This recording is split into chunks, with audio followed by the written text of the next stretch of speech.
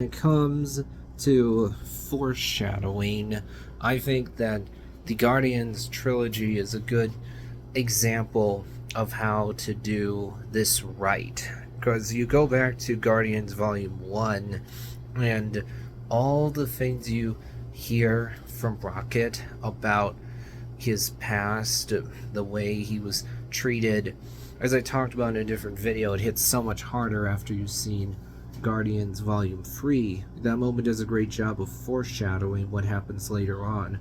Or the fact that in the first movie, Rocket doesn't identify himself as a raccoon at all.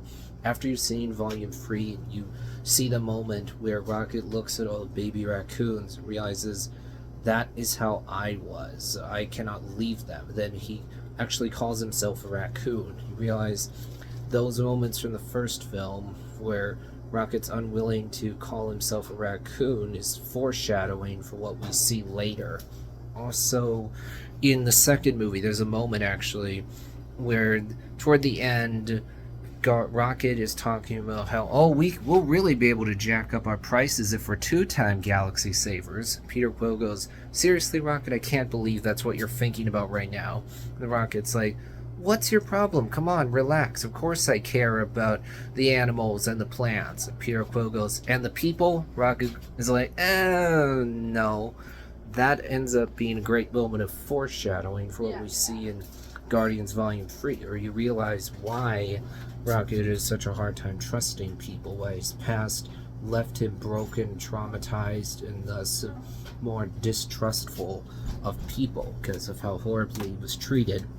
Or like in the first film where you see Rocket's implants, or the members of the Nova Corps saying that Subject 89P13 is a subject of illegal genetic and cybernetic experimentation. You see on the screen known associates Lila, Planet of Origin, Half-World. All that ends up coming into play later. Talked about this when I discussed the Chekhov's gun principle, but I also in this video talking about the fact that in order to do foreshadowing right, you want to have it make sense, fit in the moment, so it doesn't feel forced, so you're not telegraphing to the audience, hey, we're foreshadowing something that's coming later.